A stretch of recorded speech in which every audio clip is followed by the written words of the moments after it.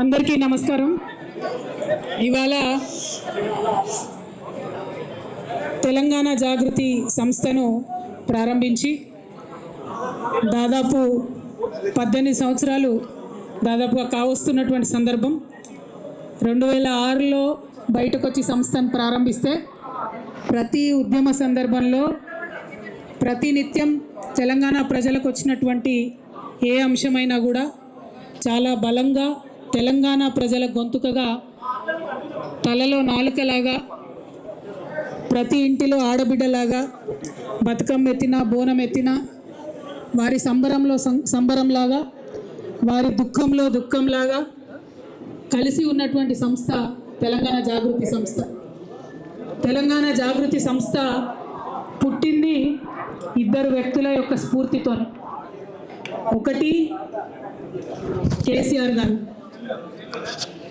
రెండు ప్రొఫెసర్ జయశంకర్ గారు. కేసీఆర్ గారు తెలంగాణ రాష్ట్ర సాధన కోసం ఉద్యమించినటువంటి సందర్భంలో మాత్రమే మలిదశ తెలంగాణ ఉద్యమంలో మాలాంటి వాళ్ళందరం కూడా తెలంగాణ రాష్ట్ర అవసరాన్ని ఏర్పాటును గుర్తించి ముందుకు వచ్చి తెలంగాణ ఉద్యమంలో పాల్గొనడం జరిగింది. ఎప్పుడైతే యుఎస్ఏ నుండి ఇండియాకు వచ్చామో ప్రొఫెసర్ జయశంకర్ గారితో ఇంటరాక్షన్ ఏర్పడ్డ తర్వాత వారు మాకు ఆనాడు ఒక డైరెక్షన్ ఇచ్చిండ్రు.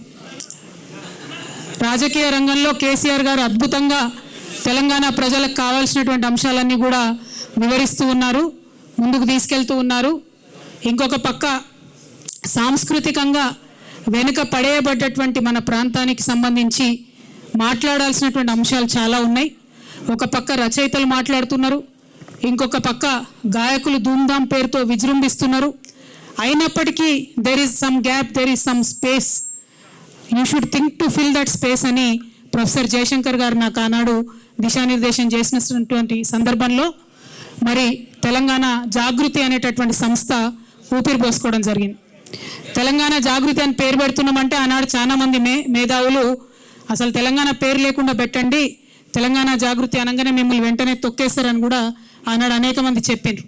అంత పెద్ద ఎత్తున ఆంధ్ర పాలకుల యొక్క వివక్ష ఉన్నటువంటి సందర్భం అయినా సరే తెలంగాణ జాగృతి పేరు పెట్టుకునే ముందుకెళ్తామని చెప్పి తెలంగాణ జాగృతి పేరు పెట్టి మరి సంస్థను ఇన్ని రోజులు కూడా చాలా అద్భుతంగా నడిపించుకున్నామని చెప్పి నేను భావిస్తూ ఉన్నాను. మరి ఇవాళ ఇన్ని సంవత్సరాల తర్వాత మాకు హైదరాబాద్లో ఎప్పుడు కూడా అశోక్ నగర్లో ఆఫీస్ ఉండేది. ఇవాళ అశోక్ నగర్ నుంచి ఆఫీస్ని మేము బంజారాహిల్స్కి షిఫ్ట్ చేసుకోవడం జరిగింది. ఇక్కడ నుంచి లాంగ్ లీజ్ తీసుకున్నాం మరి ఇక్కడ, కాబట్టి చాలా రోజులు ఇక్కడ మా ఆఫీసు స్థిరంగా మీ అందరి ఆశీర్వాదంతో తెలంగాణ ప్రజల ఆశీర్వాదంతో నిలబడి ఉంటుందని చెప్పి నేను మనస్ఫూర్తిగా భావిస్తూ ఉన్నాను. మరి ఇన్ని సంవత్సరాల ఈ ప్రయాణంలో అనేక మంది కలిసి వచ్చిండ్రు, అనేక మంది ఆశీర్వాదాలు ఇచ్చి పనిచేసిండ్రు, అనేక మంది కలిసి పనిచేసిండ్రు, చాలా మంది అడ్వైజర్స్ ఇచ్చి సలహాలు సూచనలు ఇచ్చి ముందుకు తీసుకెళ్ళిండ్రు. వారందరికీ కూడా మనస్ఫూర్తిగా ఉద్యమాభివందనాలు తెలియజేస్తూ ఉన్నాను. మరి మీ అందరికీ కూడా తెలిసినటువంటి విషయమే, కేసీఆర్ గారు తెలంగాణ రాష్ట్రం సాధించిన తర్వాత, తెలంగాణ రాష్ట్రం ఏర్పడ్డ తర్వాత అద్భుతంగా తెలంగాణ సోయితోని పరిపాలన జరిగింది.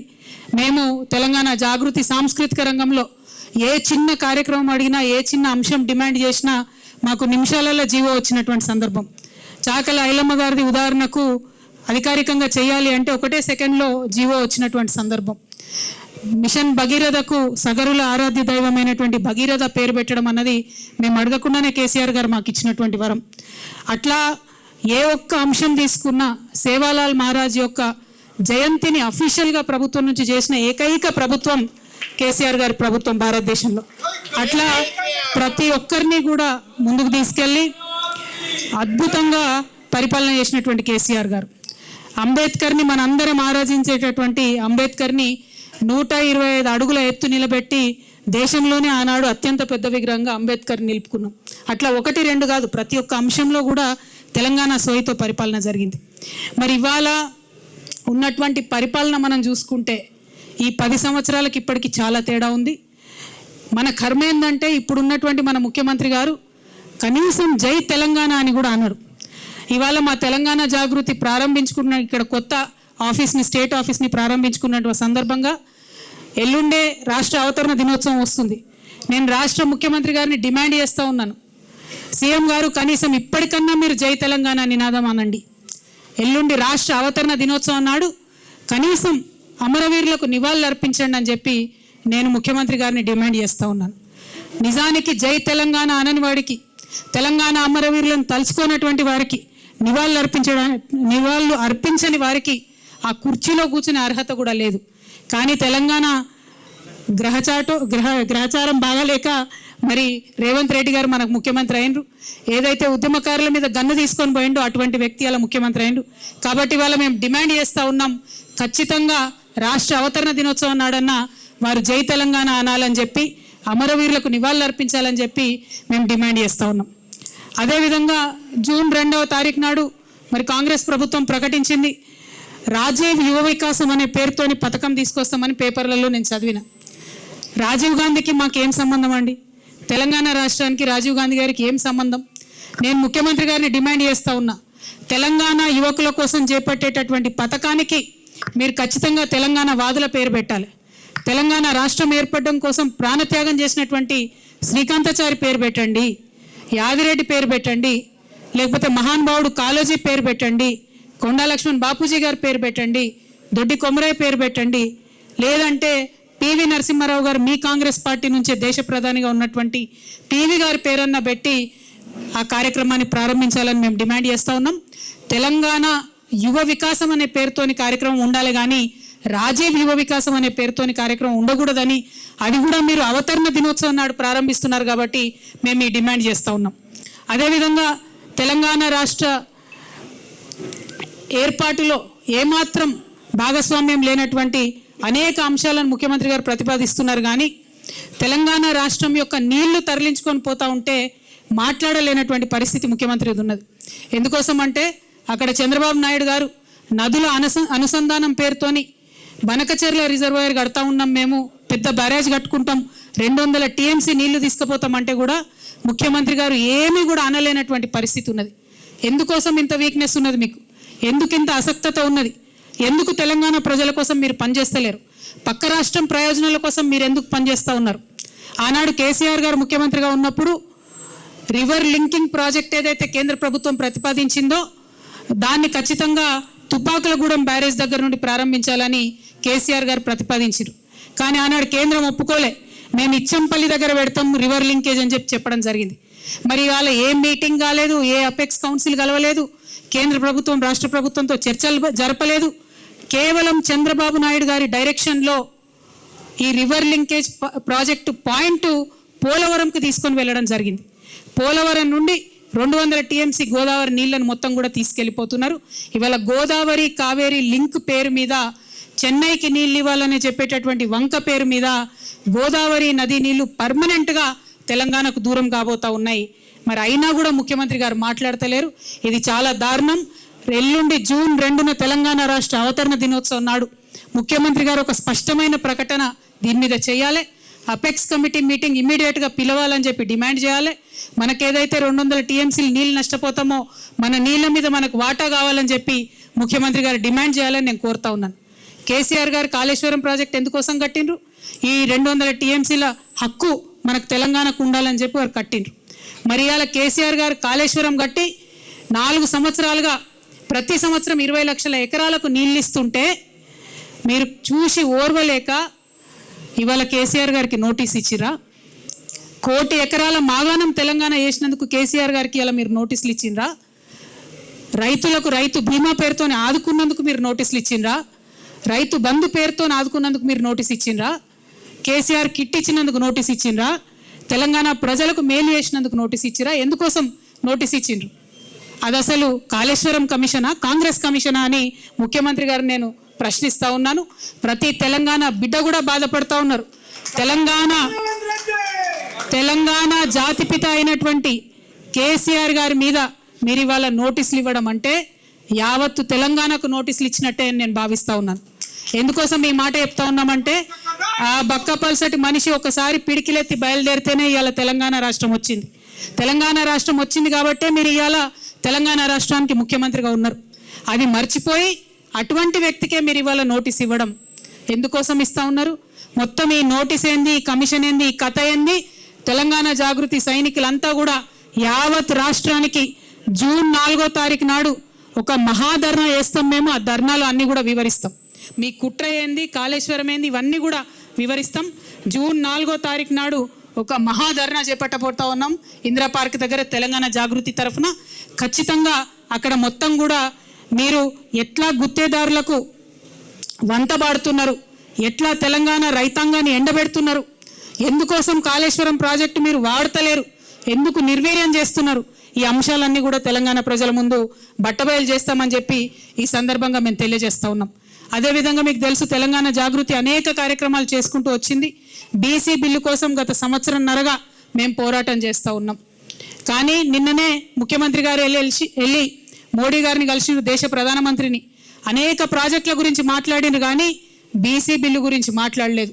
ఇవాళ బీసీ బిల్లు ఈ రాష్ట్రంలో పెట్టించగలిగినామంటే, ఒకటి కాదు 2 బిల్లులు పెట్టించినామంటే దాంట్లో తెలంగాణ జాగృతి యూపీఎఫ్ పాత్ర ఉందన్న విషయాన్ని తెలంగాణ బీసీ బిడ్డలు ఎప్పుడు కూడా విస్మరించారని చెప్పి సందర్భంగా నేను గుర్తు చేస్తూ, మీరు మర్చిపోవచ్చుగాక కానీ మేము మర్చిపోలేదు.